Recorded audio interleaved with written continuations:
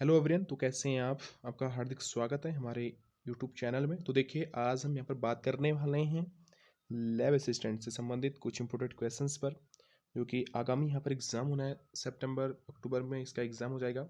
तो आप लोग जो है अपनी तैयारी बरकरार रखें, जो लोग भी इसकी प्रिपरेशन कर रहे हैं, और चैनल से जुड़े रहें। चैनल में आपको जो है डेली इस तरह के वीडियोज़ आपको देखने को मिलते हैं, और ये क्वेश्चन जो होते हैं बहुत ही इंपॉर्टेंट हैं।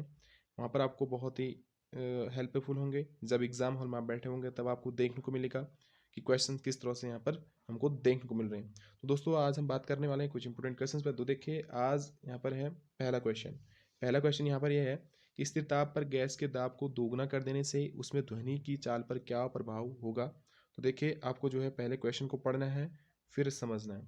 और अभी तक आपने चैनल सब्सक्राइब नहीं किया, फिर चैनल को भी सब्सक्राइब कर देना है, क्योंकि यहाँ पर डेली इस तरह के वीडियोज़ मिलते हैं। चैनल को प्लीज़ आप सब्सक्राइब कर लें, बेल आइकन प्रेस करके, जिससे कि सारे नोटिफिकेशन आपको समय रहते मिलते रहें। तो देखिए, आज का यहाँ पर जो पहला क्वेश्चन है, तो पहला क्वेश्चन आपसे क्या कह रहा है उसे ध्यान से पढ़िएगा। यहाँ पर है, स्थिर ताप पर गैस के दाब को दोगुना कर देने से उसमें ध्वनि की चाल पर क्या प्रभाव होगा। Question one. देखिए, इसका राइट आंसर क्या होगा, तो आपको बताना है। पहला कहता है चाल दोगुनी हो जाएगी, दूसरा कहता है चाल आधी हो जाएगी, तीसरा चाल चार गुनी हो जाएगी। ऑप्शन डी कहता है कोई भी परिवर्तन नहीं होगा। अगर हम स्थिर ताप पर गैस के दाब को दोगुना कर दें तो उसमें ध्वनि की चाल पर कोई भी परिवर्तन नहीं होता है, यानी कि ऑप्शन डी हमारा बिल्कुल राइट आंसर होगा। देखिए, क्या होता है, दाब बढ़ाने पर जो है या दोगुना करने पर जो है ध्वनि की चाल में कोई भी परिवर्तन नहीं होता है, या घटाने पर या बढ़ाने पर ध्वनि की चाल में कोई भी परिवर्तन नहीं होता है। तो इसलिए राइट आंसर ऑप्शन डी होगा यहाँ पर, बिल्कुल सही ऑप्शन डी है। तो नेक्स्ट क्वेश्चन की ओर बढ़ते हैं। क्वेश्चन नंबर यहाँ पर आता है, हमारे पास है क्वेश्चन नंबर 2। आपसे यहाँ पर पूछा जा रहा है, तो ध्यान से क्वेश्चन को यहाँ भी पढ़ना है। निम्न में से कौन से यांत्रिक तरंग हैं। तो आपको बताना है कि कौन यहाँ पर जो है मैकेनिकल वेव है, कौन सी यहाँ पर यांत्रिक तरंग है। तो चार ऑप्शन दे रखे हैं। देखिए, पहले बात करते हैं यहाँ पर कि मैकेनिकल वेव होती क्या है। तो समझने से पहले ये भी जरूरी है कि मैकेनिकल वेव होती क्या है, यांत्रिक तरंग होती क्या है। देखिए, वो यांत्रिक वह तरंग है जो पदार्थ के कंपन के कारण होती है। किसके कारण? ये जो है पदार्थ के कंपन के कारण जो है ये यांत्रिक तरंग जो है उत्पन्न होती है। और यांत्रिक तरंगों के संचरण के लिए माध्यम की आवश्यकता होती है। देखिए, यांत्रिक तरंगों के संचरण के लिए माध्यम की आवश्यकता होती है, ये आपको याद रखना है। उदाहरण के तौर पर देखें, ध्वनि के संचरण के लिए एक माध्यम की आवश्यकता होती है। और पानी की तरंगें, जैसे आप भी ध्यान रखें, परासरवीय तरंगें, तनी हुई डोरी का कंपन आदि, ये जो होते हैं ये इसके एग्जाम्पल हैं। तो आपको याद रखना है। तो हमारा जो इसमें से राइट आंसर होगा डी होगा। तो इसमें से डी हमारा बिल्कुल राइट आंसर है, NOTA, नोटा। नेक्स्ट क्वेश्चन देखिए, क्वेश्चन नंबर यहाँ पर 3 आता है। क्वेश्चन 3 की बात करें, बिल्कुल राइट आंसर आपको इसका भी देना है। ताप बढ़ने के साथ द्रव की सांद्रता क्या होती है, बढ़ती है, घटती है, अपरिवर्तित रहती है, या द्रव की प्रकृति के अनुसार बढ़ या घटती है। तो राइट आंसर आपको देना है इसका। देखिए, इसका राइट आंसर आपको देना है, तो क्या है इसका राइट आंसर, तो चार ऑप्शन दे रखे हैं। तो ताप बढ़ने के साथ द्रव की सांद्रता पर घटती है, ऑप्शन बिल्कुल राइट आंसर दिखाई दे रहा होगा।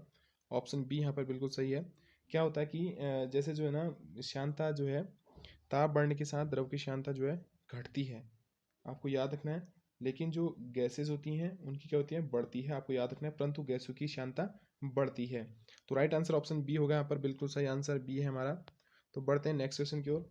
अगर आपको ध्यान रखना है कि जो है ये घटती है, ताप बढ़ने के साथ द्रव की सांद्रता घटती है।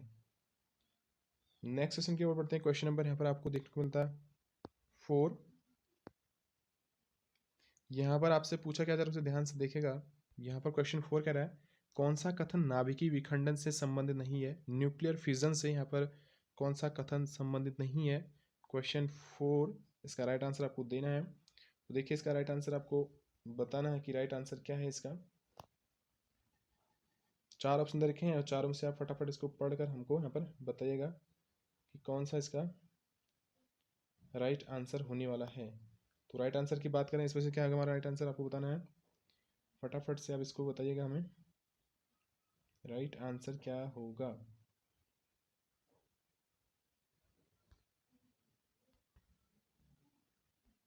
तो राइट आंसर हमारा जो है क्वेश्चन नंबर 4 का ऑप्शन हमारा ए वाला है। देखिए, तारों में ऊर्जा उत्पन्न करना, कौन सा कथन नाभिक विखंड से संबंधित नहीं है कह रहा है वो। तो तारों में ऊर्जा उत्पन्न करना है कि जो है ये इससे नाभिक विखंड से संबंधित नहीं है। तो राइट आंसर ऑप्शन ए होगा यहाँ पर, बिल्कुल सही है। नेक्स्ट क्वेश्चन की ओर बढ़ते हैं। क्वेश्चन नंबर यहाँ पर 5 आपको देखने को मिलता है। यहाँ पर आपसे पूछा जा रहा है, ध्यान से देखिएगा इसको। तो क्वेश्चन आपको दिखा देते हैं पूरा सा। तो क्वेश्चन 5 कह रहा है, यहाँ पर आपसे पूछा जा रहा है, गेंद को डोरी से बांधकर वृत्त में घुमाने के लिए अभिकेंद्र बल कहाँ से मिलता है? तो कहाँ से मिलता है आपको बताना है। इसका राइट आंसर क्या होता है? गेंद को डोरी से बांधकर वृत्त में घुमाने के लिए अभिकेंद्र बल कहाँ से मिलता है? क्वेश्चन 5। तो देखिए इसका जो राइट आंसर होगा ऑप्शन सी है हमारा, डोरी के तनाव से। तो ऑप्शन सी हमारा बिल्कुल सही हो जाएगा। जो है अभिकेंद्र बल जो है कहाँ से मिलेगा उसको? डोरी के तनाव से। तो राइट आंसर ऑप्शन सी होगा यहाँ पर। नेक्स्ट क्वेश्चन की ओर बढ़ते हैं। क्वेश्चन नंबर यहाँ पर 6 देखने को मिलता है आपको। क्वेश्चन 6 देखिए, निम्न में से कौन सा गुण एक्सरेज में नहीं होता है? तो कौन सा यहाँ पर जो ऐसा गुण है जो एक्सरेज में नहीं होता है? क्वेश्चन 6 तो आपको यहाँ पर बताना है। तो इसमें से देखिए, इसमें से जो है हमारा राइट आंसर 4 में से ऑप्शन डी होगा, कोई नहीं। ये जो है कोई नहीं, इसमें से हमें एक्सरेज में गुण यहाँ पर देखने को मिलता है। क्वेश्चन को ध्यान से पढ़ना है, फिर आपको राइट आंसर दिखाना है। तो कौन सा गुण एक्सरेज में नहीं होता है? तो आपको यहाँ पर कोई नहीं, तो इसमें से कोई भी नहीं होता। परावर्तन, व्यतिकरण, ध्रुवण ये नहीं होता है। रिफ्रैक्शन और इंटरफेरेंस और पोलराइजेशन ये जो है नहीं होता है इसमें। राइट आंसर ऑप्शन डी होगा। क्वेश्चन नंबर 7 की ओर बढ़ते हैं फटाफट।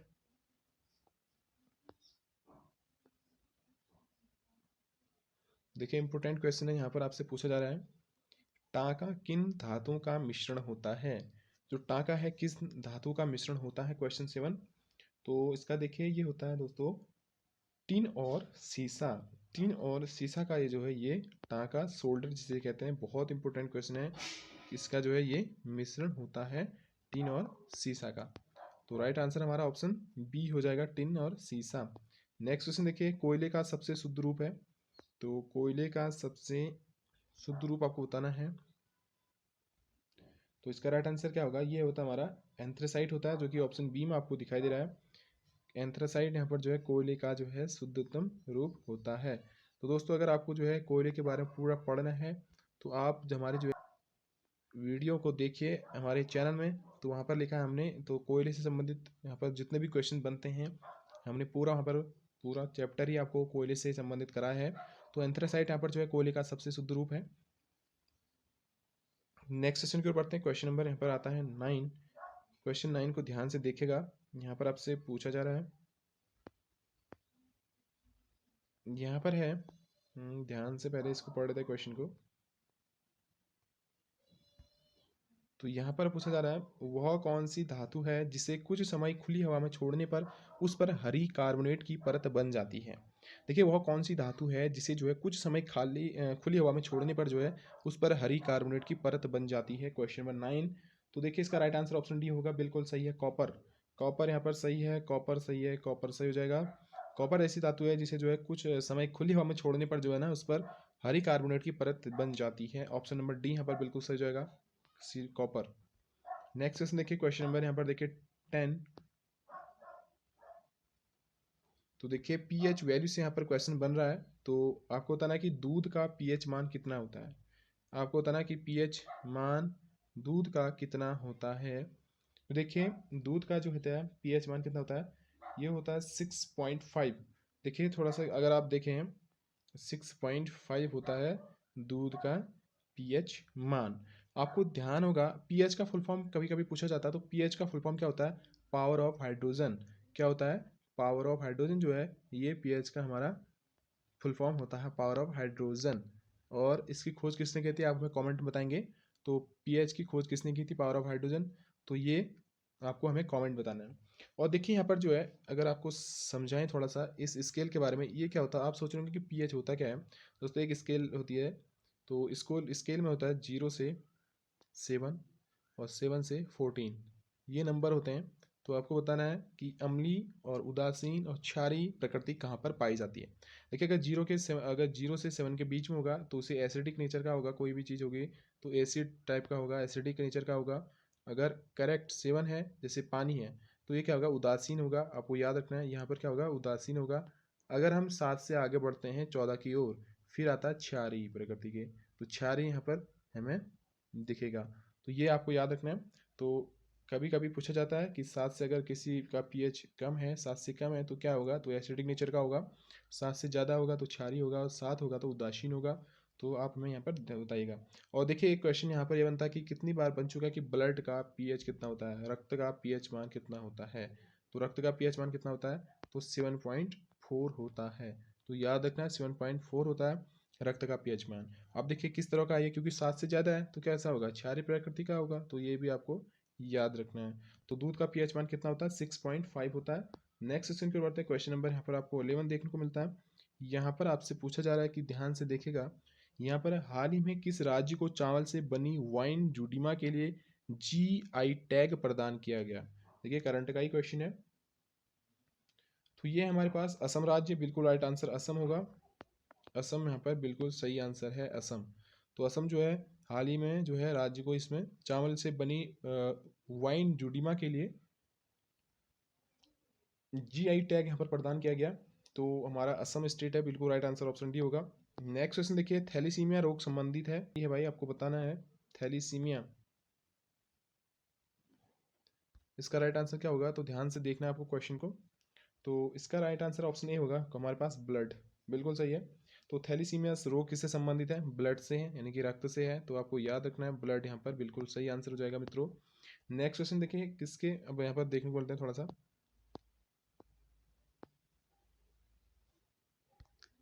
यहाँ पर है किसके हृदय में 4 कक्ष होते हैं, यानी कि 4 चैम्बर होते हैं। चैम्बर कक्ष अगर किसी को समझ नहीं आ रहा तो चैम्बर कहते हैं उसको। तो किसके हृदय में 4 कक्ष होते हैं, तो यहाँ पर इन 4 में से बताना है। तो ये होते हैं हमारे दोस्तों ऑप्शन डी मगरमच्छ में, बिल्कुल राइट आंसर मगरमच्छ यहाँ पर सही हो जाएगा, मगरमच्छ में ये होते हैं। नेक्स्ट क्वेश्चन देखिए, रक्त के थक्के को बनने के लिए आवश्यक तत्व है। तो यहाँ पर देखिएगा रक्त के थक्के को बनने के लिए आवश्यक तत्व है क्वेश्चन नंबर 14। तो राइट आंसर ऑप्शन डी देखिए आप, ऑल यहाँ पर सही होगा, कैल्शियम, प्रोथ्रोम्बिन, विटामिन के और ऑल सभी। तो यहाँ पर राइट आंसर ये सभी जो है बिल्कुल राइट आंसर हो जाएगा, ऑप्शन डी, ऑप्शन डी सही आंसर है। नेक्स्ट क्वेश्चन देखिए, क्वेश्चन नंबर यहाँ पर आपको देखने को मिलता है 15, मसूड़ों का फूलना किस विटामिन की कमी से हो सकता है। देखिए आपके जो मसूड़े हैं ये फूल रहे हैं तो किस विटामिन की कमी से ऐसा हो सकता है, आपको बताना है। तो देखिए इसका राइट आंसर होगा ऑप्शन डी, यानी कि विटामिन सी की बात करें, बिल्कुल सही है। विटामिन सी का ये कारण हो सकता है, तो ऑप्शन सी हमारा बिल्कुल सही होगा, ऑप्शन डी मतलब विटामिन सी। नेक्स्ट क्वेश्चन देखिए, ऑक्सीटोसिन हार्मोन कौन सी ग्रंथि स्रावित करती है। अब आपको यहाँ पर बताना है कि जो ऑक्सीटोसिन हार्मोन है इसे जो है कौन सी ग्रंथि स्रावित करती है। क्वेश्चन 16 का राइट आंसर क्या होगा। देखिए ये होती है पिट्यूटरी ग्लैंड, बिल्कुल राइट आंसर ऑप्शन बी है। तो पिट्यूटरी ग्लैंड बिल्कुल राइट आंसर होगा।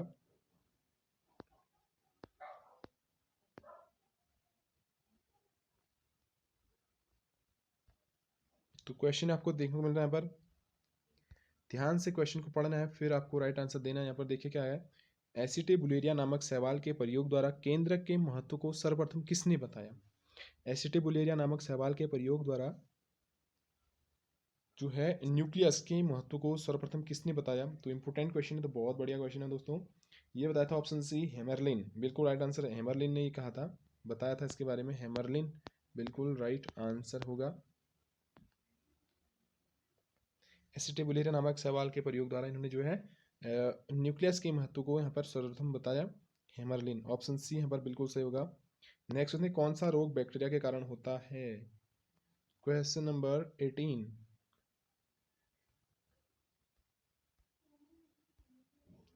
कौन सा रोग बैक्टीरिया के कारण होता है, आंसर होगा ऑप्शन डी। देखिए सभी होते हैं, टीबी भी हो जाती है भाई बैक्टीरिया की वजह से, लेप्रोसी भी हो जाती है और प्लेग भी हो जाता है। तो राइट आंसर ऑप्शन डी कहें तो बिल्कुल सही होगा हमारा। नेक्स्ट क्वेश्चन देखिए, यहाँ पर पृथ्वी बचाओ सम्मेलन कब हुआ था। देखिए इंपोर्टेंट क्वेश्चन है, पृथ्वी बचाओ सम्मेलन इंपोर्टेंट क्वेश्चन है, बताना इसका राइट आंसर क्या होगा। तो क्वेश्चन नंबर 19 का हमारा ऑप्शन सी देखिए रियो में हुआ था 1992 में पृथ्वी बचाओ सम्मेलन, याद रखना है।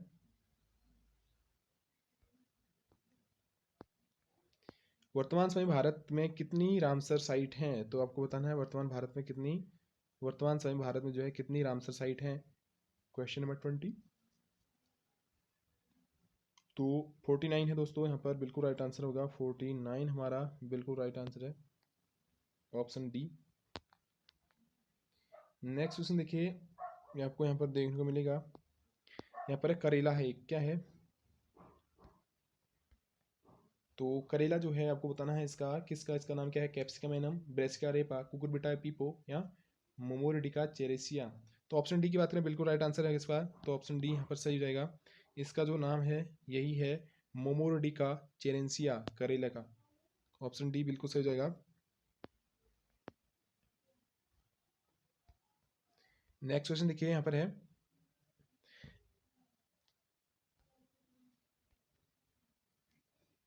तो बताना है यहाँ पर पटना रेड, नासिक रेड, अर्का प्रगति और अर्का कल्याण किसकी प्रमुख किस्में हैं? तो किसी की ये किस्में हैं, तो इसका राइट आंसर होगा बी, प्याज की है मित्रों। तो याद रखना है, पटना रेड, नासिक रेड, अर्का प्रगति और अर्का कल्याण, ये जो है प्याज की प्रमुख किस्में हैं।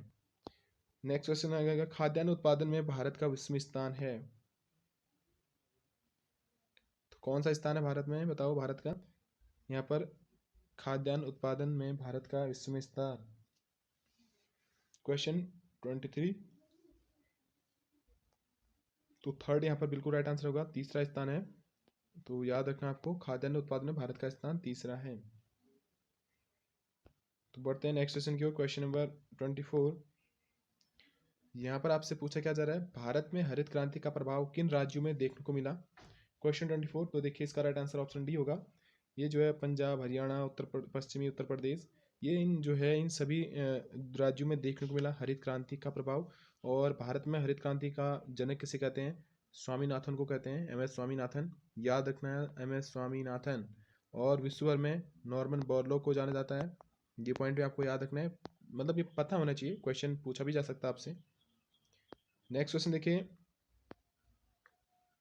अब यहाँ पर आपसे कुछ क्रांति के बारे में पूछा रहा है, बादामी क्रांति का संबंध किससे है? देखिए बादामी क्रांति जो है ये मसाला उत्पादन से संबंधित थी, तो मसाला से बिल्कुल राइट आंसर होगा, मसाला से। याद रखना आपको, मसाला से। कभी कभी नीली क्रांति पूछा जाता है, तो आपको मत्स्य से संबंधित थी वो। तो ये है हमारे 25 क्वेश्चन, जो कि बहुत इंपॉर्टेंट थे आगामी एग्जाम्स के लिए। तो आपको जो है बने रहना था हमारे साथ, और वीडियो पसंद है वीडियो को लाइक भी करना है। अभी तक चैनल सब्सक्राइब नहीं किया, चैनल को आप सब्सक्राइब कर लें, क्योंकि यहाँ पर डेली इस तरह के वीडियोस आपको देखने को मिलते हैं। और जिन लोगों का डीएलएड का एग्ज़ाम है वो लोग लगे रहे हैं तैयारी में। आपको जो है आज शाम को एक प्रैक्टिस सेट देखने को मिलेगा, तो उसमें जो है आपको सभी तरह के क्वेश्चंस वहाँ पर देखने को मिलेंगे। तो मिलते हैं नेक्स्ट वीडियो में, तब तक ढेर सारी शुभकामनाएं। अभी तक आपने ये काम नहीं कर रखे हैं तो आप कर लीजिएगा, लाइक शेयर सब्सक्राइब और कमेंट करें किसी क्वेश्चन में आपको कोई परेशानी होती है तो मिलते हैं नए वीडियो के साथ।